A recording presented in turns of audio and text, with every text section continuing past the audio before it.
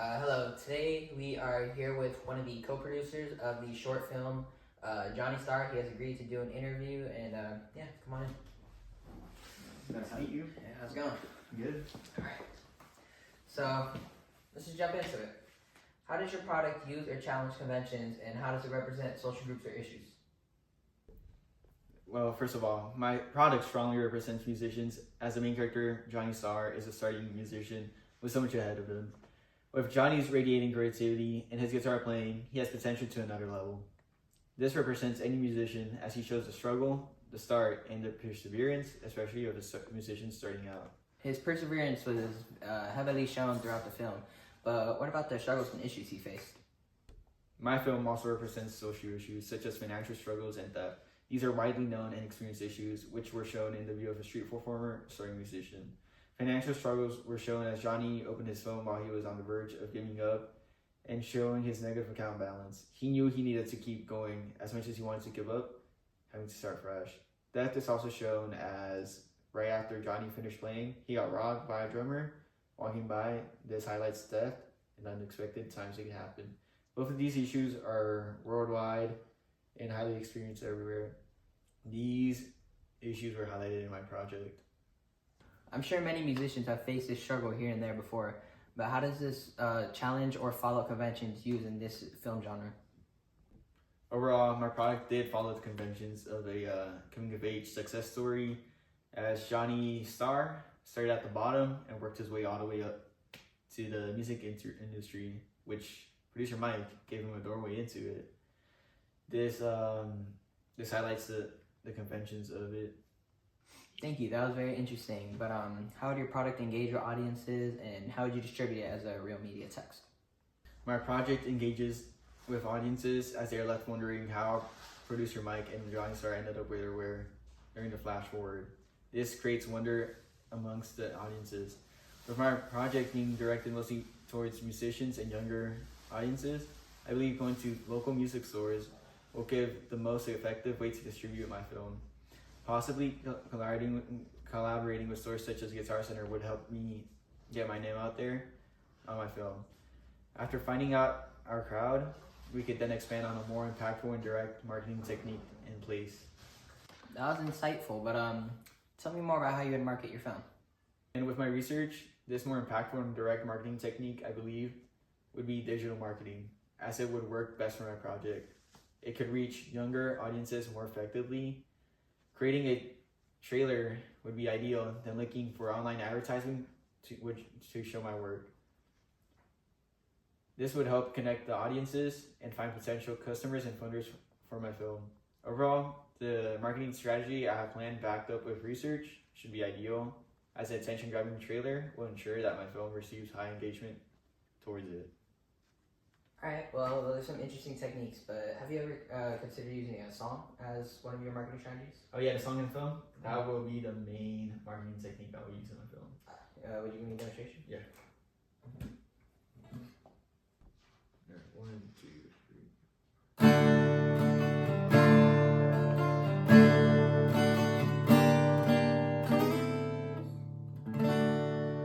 And that's the song that Johnny Starr started with.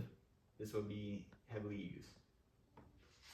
Alright, well, that was a very iconic sound for your film, but on to the next question. How did your production skills develop throughout this project? Here, let me show you.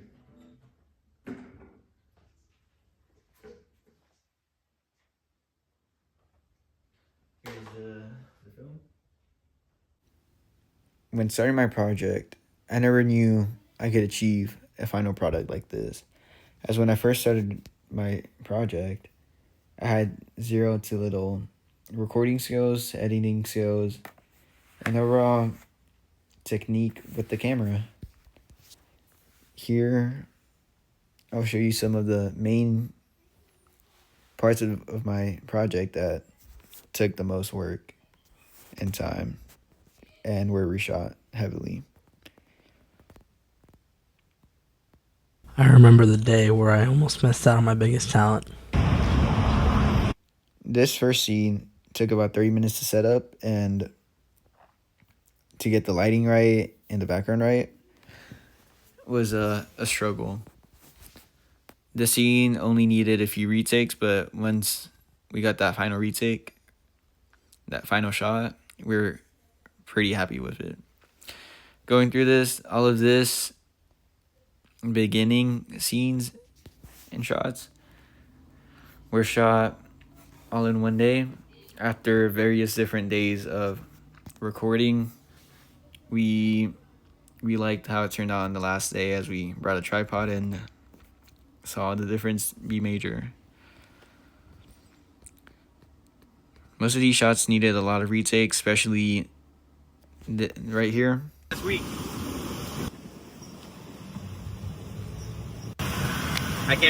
To get all of these shots to be edited as smoothly as they were took a lot of retakes, as we stopped the camera a few times and needed to focus on that. In this shot, we see the sun, my shoulder, and the palm trees in the shot. When we started recording our film, we thought and we felt like the lighting needed to be one of the key details that we wanted to include in our film. So we focused on this shot quite a lot, and it had to be redone a few times due to the wind and the noise. But once we got it, we were happy with it. Coming here, picking up the guitar pick took a few times to get the right focus at the end and the right things in frame at the same time.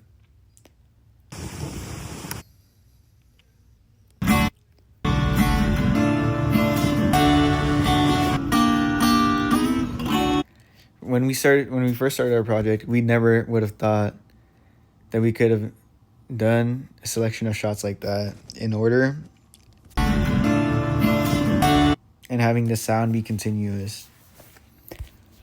This was a major improvement and proof of our editing skills, filming skills, and shooting skills, as this is something that was majorly improved on.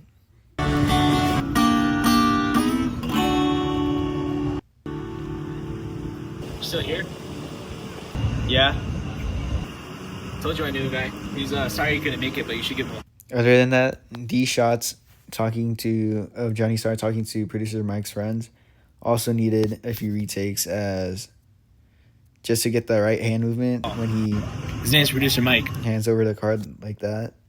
Needed a few takes to make it as smooth as possible. But overall, my project had a huge change from when we first started to when we ended, as when we first started, it was not as smooth as how our film turned out, and didn't even focus on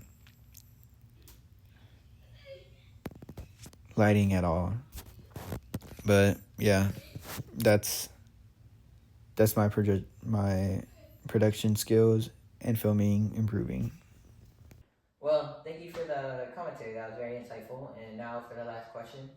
How did you integrate technology, software, hardware, and online in this project? Let me show you. I actually made a presentation. In the technological aspect of my project, we used 2 cameras, 2 editing websites, and searched up tutorials on YouTube for camera knowledge and settings. As shown, this is my iPhone 16 Pro. With the cinematic setting and the 4K setting, we found after trial and error that this setting worked best for our project, especially for the lighting we wanted. Showing now is the Nikon camera we used, the other camera we used on our project. This camera was used on the flash forward, as we needed a professional camera for the darker lighting to be captured as we wanted it to. We used YouTube videos to figure out how to manage and work this camera. Other than that, it was just used for the flash forward scene. Now for our editing and software technologies. CapCut was used for the rough editing. Figuring out CapCut was just trial and error. We quickly got used to the software and had no difficulties managing it.